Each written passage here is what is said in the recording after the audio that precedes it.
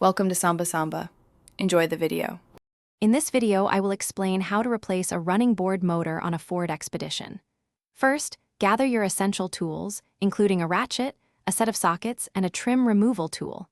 Next, ensure your vehicle is safely supported on a level surface, perhaps using jack stands. Finally, disconnect the negative battery terminal to prevent any electrical issues during the repair process. This crucial first step ensures your safety and the vehicle's electrical system. Now, let's locate the running board motor.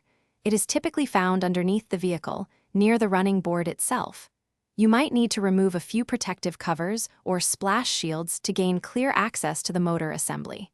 Once visible, carefully disconnect the electrical connector.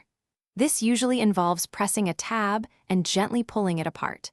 Take your time to avoid damaging the wiring or the connector itself. With the electrical disconnected, it is time to remove the old motor. Use the appropriate socket to unbolt the motor from its mounting bracket. There are usually 3 or 4 bolts holding it in place. Once unbolted, carefully detach the motor from the running board linkage. This might require a bit of wiggling. While it is off, take a moment to inspect the linkage for any wear or damage, ensuring smooth operation later. Finally, let's install the new motor. First, attach the new motor to the running board linkage, ensuring it seats correctly. Then, securely bolt the motor to its mounting bracket, tightening all 3 or 4 bolts. Reconnect the electrical connector to the motor and then the negative battery terminal.